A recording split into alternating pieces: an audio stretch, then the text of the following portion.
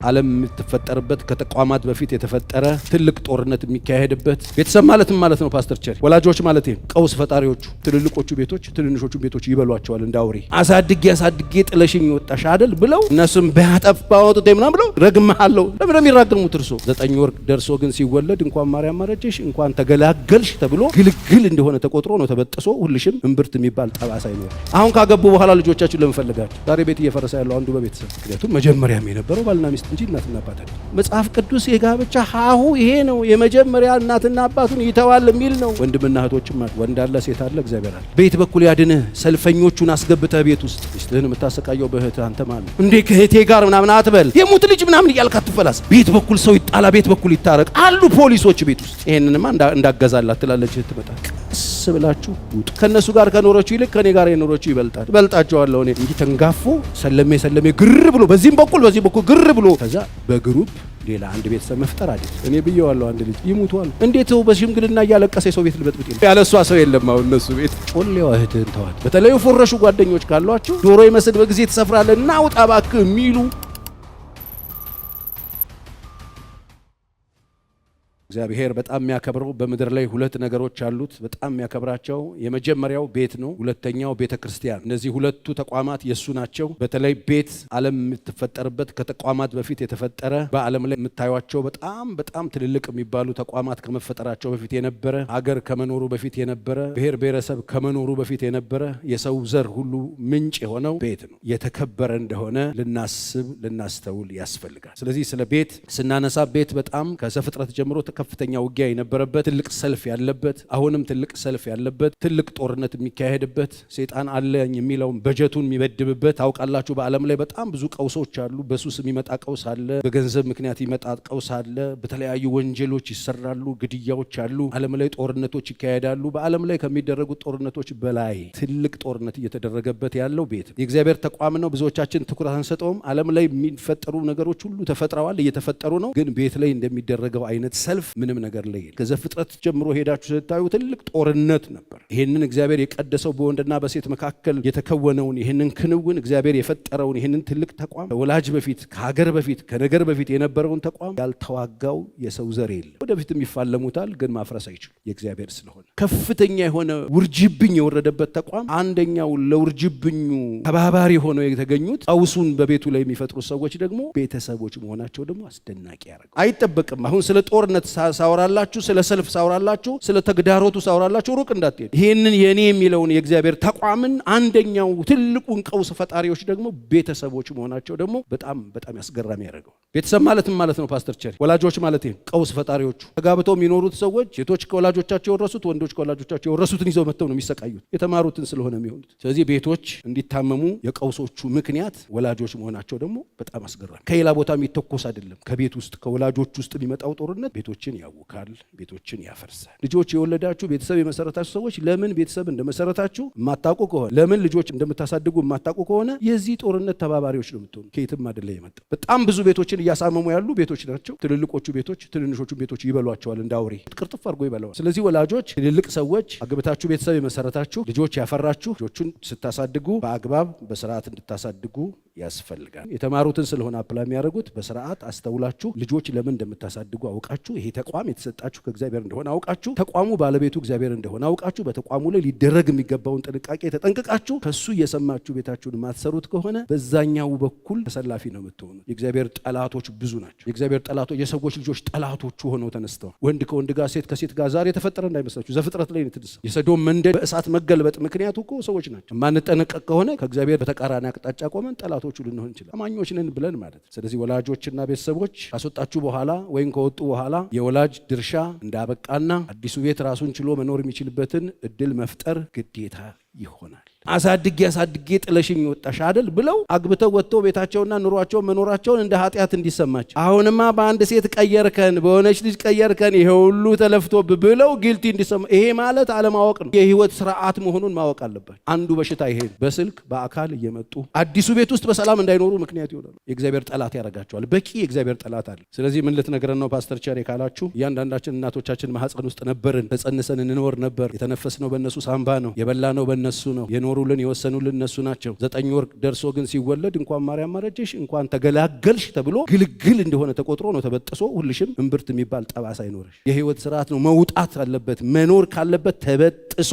እዛም ጋር ተበጥሶ መሀከል ላይ ያገናኛቸው እትብት የሚባለው ተቀብሮ እናትም ለብቻ የተወለደውም ለብቻ በራሱ ሳምባ እየተነፈሰ እንዲኖር ነው እግዚአብሔር ፕሮግራም። 9 ወር ጎጆ እንጥለ ይባላል እንዴ? ምን ማለት ነው? ዘላለም ወድሽ ውስጥ ይኖራል እንዴ ልጅ? አሁን ካገቡ በኋላ ልጆቻችሁ ለምፈልጋችሁ እና ተመልሰ ግባ እኮ ማለት ተመልሶ አይገባ። ወልዳችሁ አሳድጋችሁ የዳራችሁ ሰዎች የሰይጣን ተባባሪ ትሆናላችሁ ሳታውቁ። ዛሬ ቤት እየፈረሰ ያለው አንዱ በቤተሰብ ምክንያቱም መጀመሪያም የነበረው ባልና ሚስት እንጂ እናትና አባት አይደለም። ሲጀመር ዘፍጥረት 2 ሂዱና አንብቡ። እናትና አባት አይደለም ባልና ሚስት። ስለዚህ ቅድሚያ የሚሰጠው ቦታ የሚሰጠው ክብር የሚሰጠው የባልና ሚስት ቦታ። ልጆቻችሁ ህይወትና ትዳር ውስጥ ወሳኝ ፈላጭ ቆራጭ አይደላችሁ። አንዱ የቀውስ ምክንያት ይሄ ነው። መጽሐፍ ቅዱስ የጋብቻ ሀሁ ይሄ ነው። የመጀመሪያ እናትና አባቱን ይተዋል የሚል ነው። መተውም የማይችል መተውም የማይችሉ ወላጆች ናቸው እየበጠበጡ ያሉት። ቀውስ እየተፈጠረ ያለው ሌላ የለም። የዚህ ተቋም ጠላቶች ብዙ ናቸው። አስደናቂ የሚያደርገው ግን ቤተሰብ መሆኑ ነው። ከልጆቻችሁ ትዳር ውስጥ ውጡ። የራሳችሁ ቤት ውስጥ ግቡ። ህይወት እንዲቀጥል፣ ስርዓቱ እንዲቀጥል። ሁለተኛው በሽታ ጓደኞች ናቸው። ጓደኞችና ያው ከቤተሰብ ውስጥ ደግሞ የሚወጡ እህትና ወንድሞች ናቸው። እኔ ያልበላችሁን አላክ ወረፋ የያዘ ችግር ነው እያወራሁላችሁ ያሉት። ጓደኞቻቸውን መተው ያልቻሉ ቤታቸውን የሚበጠብጡ በርካታ ሰዎች አሉ። ለጋብቻ ያልደረሱ ለወሲብ ብቻ ደርሰው ዘለው ትዳር ውስጥ የገቡ በርካታ ወንዶችም ሴቶችም። አዲሱ ቤት እንዳይኖር ትዳር በስርዓት እንዳይቀጥል ትዳር በስርዓት እንዳይመራ ጓደኞች በተለይ ፎረሹ ጓደኞች ካሏችሁ በቃ የሆነ ቦታ ላይ ባንክ ወዲ ተደግፈው ይጠሯቸዋል። ከተኛችሁበት እና ብቻ ይሄን ነኝ ባክ ምናምን ብለው ይጠሯቸዋል። እናንተ ደግሞ እርድና ነው የሚመስላችሁ። እሱም አዳባሪ ነው የፈለገው። በጣም ብዙ አዳባሪ የሚፈልጉ ሰዎች ይጠሯቸዋል። ከቤታችሁን እየጣላችሁ ትዳራችሁን እየጣላችሁ ሚስቶቻችሁን እየጣላችሁ ትወጣላችሁ። ባሎቻችሁን እየጣላችሁ ትወጣላችሁ። ዶሮ ይመስል በጊዜ ትሰፍራለህ እና ውጣ ባክ የሚሉ ጓደኞች አሉ። ሁለተኛው ቀውስ። ስለዚህ ምንድነው የምትነግረን ፓስተር? ስርዓት አበጁለት። ባውንደሪ ይኑራችሁ። የተቋሙ ጠላት ብዙ ነው እና የተቋሙ ጠላት አትሁኑ። የጓደኞቻችሁ ቤት መበጥበጥ፣ የጓደኞቻችሁ ቤት መፍረስ፣ የጓደኞቻችሁ ቤት መታወክ ምክንያት አትሁኑ። በቂ ጠላት አለው ተቋሙ።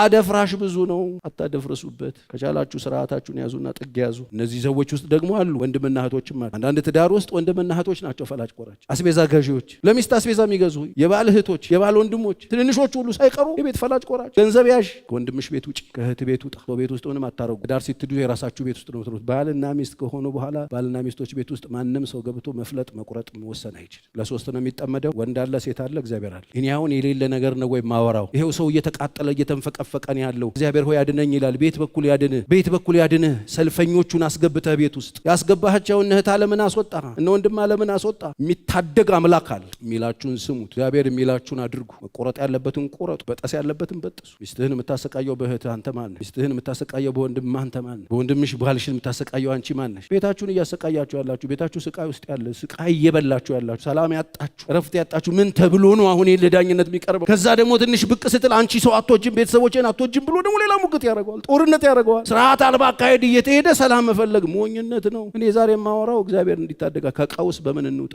ካላችሁኝ በጥሱ አስወጡ። አሁን እናንተ አትደመሩም። ኢየሱስ ላይ እሱ ብቻውን ይሰራል። አይደምርም። አተላህን አይደምርም። ያንተ አተላማ ይሄ ወገቡ ላይ ያስቆመህ ጉድ ሊሰራችሁ። የእግዚአብሔር ይበልጣል፣ የጌታ ይበልጣል። እኔ የእህት ጠላት እንድትሆን የወንድም ጠላት እንድትሆኑ አይደለም እያወራ ያለው፣ የእግዚአብሔር ልጆች እንድትሆኑ። ይሄ መንፈሳዊነት ይጠይቃል። እንዴ ከእህቴ ጋር ምናምን አትበል። እሱ ያንተ አተላ ይባላል። ተጠምቆ ወይን አይሆንም። ቤትህን ያፈርስብሃል፣ ልጆችህን ይበትንብሃል፣ ሚስትህን ያስቀይምብሃል፣ ባልሽን ያስቀይምብሻል፣ ኑሯችሁን ይበትንባችኋል፣ ከእግዚአብሔር ጋር ጠላት ያረጋችኋል። እህትህን አታገባም፣ ወንድምሽን አታገቢም፣ እናትህን አታገባም፣ አባትሽን አታገቢም። መጨረሻ ላይ ብቻችሁን መንገድ ላይ እንድታወሩ ያረጋችኋል። አተላው ከዚህ በኋላ ወይን አይሆንም። ያስገባችሁትን ቀስ በሉና አስወጡ። እንዳገባቡ በቅደም ተከተል አስወጡ። ለዚህ ነው ቆሮንቶስ የነበረው ብጥብጥ። አንደኛ ሰው ብቻ ዝም ብሎ ስጋ ሰው ብቻ ናችኋል። እርስ በርሳችሁ ትቀናናላችሁ፣ ትጣላላችሁ፣ ትፎካከራላችሁ፣ እርስ በርሳችሁ ትቧደናላችሁ። ሰው ብቻ ናችኋል። ለካ ሰው ብቻ እንደሆነ አይደለም፣ መንፈሳዊ ሰው ይባላል። የእግዚአብሔርን ሐሳብ የሚታዘዝ እግዚአብሔር የሚለውን የሚያደርግ ማለት ነው። ታው ሲል ታው፣ አትፈላሰፍ። የሙት ልጅ ምናምን እያልክ አትፈላሰፍ። ለእናንተ ነው ተው የሚል አስተቸሪ ግን ያለው ነገር ይህ ነገር እያወጣን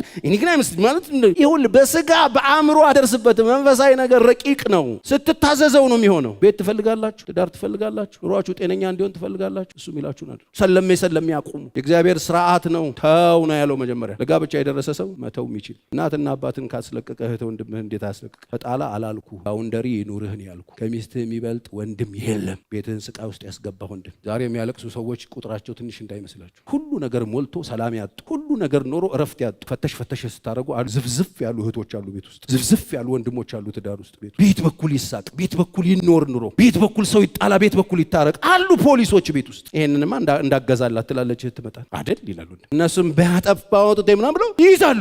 ረግመሃለሁ። ለምን የሚራገሙት? እርሶ ሲጀመር እንደዚህ አይነት ሰዎች የሚራገሙት እርግማን አይደርስ በእኔ ይሁንባችሁ። አንደኛ ትራኩ ልክ ስላልሆነ አይደርስ፣ የጨረባ ነው። ስለዚህ እናንተም የገባችሁ ሳታውቁ የገባችሁ። ኢትዮጵያ ውስጥ ብዙ ሰው አውቆ አይደለም የሚገባው፣ ደግ ያረገ መስሎት ነው፣ በጎ ያረገ መስሎት። ሳታውቁ ገብታችሁ የእህትና የወንድሞቻችሁ ትዳር በፈረካከስ ምክንያት ከሆናችሁ በእኔ ይሁንባችሁ። እኔ ከእግዚአብሔር ጋር ብቆም ይሻለኛል። የእናንተ እህል ውሃ ያለው በእግዚአብሔር እጅ። ቀስ ብላችሁ ውጡ። አትጠቀምም። የእህቴም ትዳር መፍረስ ምክንያት አልሆንም እኔ፣ የወንድሜ ትዳር መፍረስ ምክንያት አልሆንም እኔ በሉና ቀስ በሉና ውጡ። ራሳችሁ ወላጆች ልጆቻችሁ ስታሳድጉ በዚህ መንፈስ ጤናማ ይሆናል። ከቀውስ ነፃ የሆነ ቤት እንዲመሰረቱ ምክንያት ትሆናላችሁ። ልጆቻችሁ ስታሳድጉ ባል እንዴት እንደሚከበር ሚስቶች እያሳያችሁ፣ ዘላቂነት ያለው ህይወት ውስጥ እንዴት መኖር እንዳለባቸው፣ ዘላቂነት ያለውን ህይወትና ኑሮ ለመኖር ምርጫ ላይ እንዳይሳሳቱ። የወላጅ ስራ ነው ይሄ። እኔ እኮ እየሰራሁ ያለሁት እኮ የወላጅ ስራ ነው። ወላጆች እኮ በስነ ስርዓት ተሰብስባችሁ እኮ መሸለም አለባችሁ። የእናንተ እኮ ያደረ ስራ ነው እየሰራሁ ያለሁት። የወላጅ ስራ እኮ ነው። ኃላፊነት ወስዳችሁ ልጆች በትክክል መምረጥ እንዲችሉ፣ ዘላቂነት እንዳለው፣ ከገቡ እንደማይወጡ፣ ትዳር ሲሪየስ እንደሆነ እንዲሁ ዝም ብሎ ግልብ ብለው እንዳይሄዱ በማስተዋል እንዲይዙት። ከኔ ጋር ያለህ ግንኙነት ጊዜያዊ ነው፣ በዘላቂነት እስከ ሞት የምትኖረው ከሚስት ጋር ነው ተብሎ መነገር አለበት። የኔ ሚስት ከወላጆቿ ጋር 20 ዓመት ነው የኖረችው። ከነሱ ጋር ከኖረችው ይልቅ ከኔ ጋር የኖረችው ይበልጣል። ከኔ ጋር 29 ዓመት በልጣቸዋለሁ። እኔ ከኖረን ደግሞ እግዚአብሔር ከረዳን ደግሞ እንቀጥላለን። ከነሱ ጋር ጨርሳለን።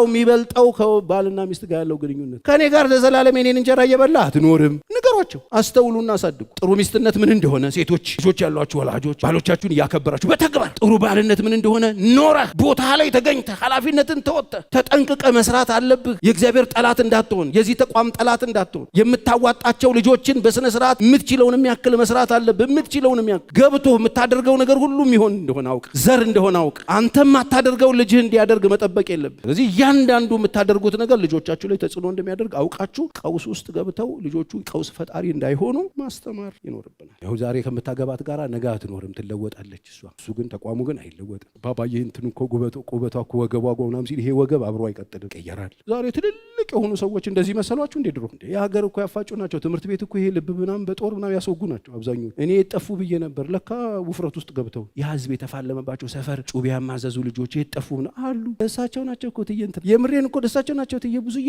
ትዬ ርፌት ምናምን ሆነ የመጡት እሳቸው ናቸው። አይገርምም? አሁን የምትለወጥ ይመስል ነበር እንዲህ ስትል ግን ተለወጠች። እንዲህ የምትለው ጸጉር የለም ብን ብሏል። እሱን እያሰቡ ሰርቭ ማድረግ ነው። አገልጋይነትን አስተምሯቸው፣ ሚስትን መውደድን አስተምሯቸው፣ ባልን መውደድን አስተምሯቸው፣ ቅድሚያ መስጠትን አስተምሯቸው። ይሄ የፋራ የሚመስለው ማዕት ሰዋል። በደንብ ስሙኝ፣ የመጨረሻ ነጥቤ ነው። ጋብቻ ማለት ባልና ሚስቶች ሲኖሩ ባል የመጣበት ቤተሰብ አለ፣ ሚስት የመጣበት ቤተሰብ አለ። ከዛ በግሩፕ ሌላ አንድ ቤተሰብ መፍጠር አይደለም። አያችሁ፣ የተሳሳተው ትምህርት እዚህ ጋር ነው ያለ። እኛ አለና መልስ ሁሉ አለን፣ ሰርጋችን መልስ አለው። አሁን ደግሞ ከጋብቻው ቢፎር ራሱ ማት ነገር ነው ያለ። ሽምግልናው ሰርግ ይመስላል። የሆነ ፒንክ ለብሰው የሚዘሉት ነገር አለ ምናምን አለው። ከጋብቻው በፊት ፕሮሰሱ ብዙ ነው። የሚጨፍሩበት፣ ተሰብስበው ቅቤ የሚቀባቡበት፣ ይደንሱበት፣ አካባቢ የሚበጠብጡበት አለ ከጋብቻ በፊት። ከዛ ደግሞ ይጋባሉ፣ ሰርግ አለው። ከዛ ደግሞ መልስ አለው። ከዛ ደግሞ ድብልቅ ነው፣ ቅልቅል አለው፣ ይቀላቀላል። ከዛስ እንዴት አድርገው ይኖሩ ሰዎች? ጋብቻ ማለት የአንተ ቤተሰብና የእሷ ቤተሰብ ተደባልቃችሁ የምትፈጥሩት አዲስ ተቋም አይደል? ሌላ አዲስ ነው። ሶስተኛ የእናተ ቤት አለ፣ አንተና አባትና የእናተ ቤት አለ፣ የኔ እናትና አባት ቤት አለ፣ የእሷ እናትና ቤት አለ። የራሱን ችሎ እዛ ይኖራል። ሌላ አዲስ ቤት ነው ይፈጠር። የራሱ ኢኮኖሚ ያለው፣ የራሱ አስተዳደር ያለው፣ የራሱ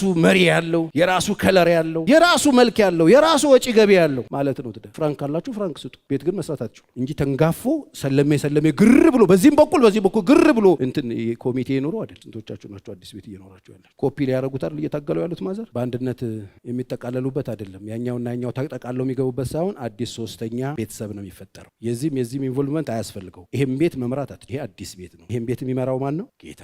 እኔ ብየዋለሁ። አንድ ልጅ ይሙቱ አልኩ። ለምን አተዋቸው? የሚሞቱት የራሳቸውን ሞት ነው። አንዳንዱ እኮ ደሙ ከፍ የሚለው እኮ እኔ ካልገባሁበት ነው። ሶስተኛው ቤት እያለ በልጄ ህይወት ፈላጭ ቆራጭ ካልሆንኩ ብሎ ደሙ የሚፈላ አለ። ይሄ ሰው የደሙ መፍላት አለ። ሚንተክተክ ተውት። ተደናቁሮ ነው ይሄን ያለ ዘመን የኖረው። የሚሻለው ይሄ ነው ምግትልህ። አይሆንም። ትልልቅ ሰዎች ስለሆናችሁ ደማችሁ ከፍና ዝቅ ስላለ ሰው ቤት አትገቡ። አይገባም፣ ነውር ነው። እንዴት ሰው በሽምግልና እያለቀሰ የሰው ቤት ልበጥብጥ ይላል? የ7 ዓመት እንዴት ያረጋት ልጅ የኛ ብሔር አይደለችም እሷን ካገባህ ሞታለሁ ብለውት አባትዬ። ከዛስ አባዬ ይሙቱ ተዋቸው አልኩ። ይሙቱበት። ልክ ዲሳይድ ሲያደርግ ወደቁ ቤት ውስጥ ታምናላችሁ? ወደ በአምቡላንስ ተወሰዱ ሐኪም ቤት። በቃ እኚህ ሰውዬ አሁን ቢሄዱ ነው የሚሻለው። ምን ያደርጋሉ አሁን እኚህ ሰውዬ? ምንም አያደርጉም። እዚህ ሀገር ብሔርተኛ ሞልቶናል። ትዳር ላይ መጣ። ይኸው ትውት አድርጎ እርግፍ አድርጎ አግብቶ መቆም ሲጀምር ተነሱና አፈርልሰው እንደገና መኖር ጀመሩ። ፌክ ነው ማለት ነው። አየህ፣ ያለሷ ሰው የለም አሁን እነሱ ቤት። ምንም እንግዲህ ሽማግሌን እንግዲህ አትገስጸው ስለሚል ነው ምተዋችሁ። ከእግዚአብሔር ጋር እንዳትጣሉ ከፈለክ ታምራት። ከዛ አብረና ያዋለን ነገር ጣዕም ያጣው ቤት ጣዕም ሲኖረው፣ ከለር የሌለው ቤት ከለር ሲኖረው፣ መደመም ሲይዝህ ወይ ጌታ እያልክ እየተገረምክ ከጉድ ወጥተው ከታምራቱ እየተደመሙ አቤት ኢየሱስ እያሉ እየተገረሙ ቀጠለ ህይወት። ጌታ የሚልህን ስማ። የሚልህ መተው ማንን ልተው? የሚደውልልህን ተው። ማንን ልተው? ማማና ብላዳየን ተው። ማንን ልተው? እታባን ተዋት። ጮሌዋ እህትህን ተዋት። ስታገባ ድሮፕ ነው የምታደርግ ተዋት። ጮሌ እህቶች አሉ ተዋቸው። ይሄ እንደሚያማቃል እብድ የሚያደርጋቸው ሰዎች እንዳሉ አውቃለሁ። ምንም ልረዳቸው አልችልም። የሰው ቤት እየበጠበጡ እያቃወሱ መኖር አይቻልም። ከዚህ ቀን ጀምሮ ጌታ የሚለኝን አደርጋለሁ። በኢየሱስ ስም አሜን።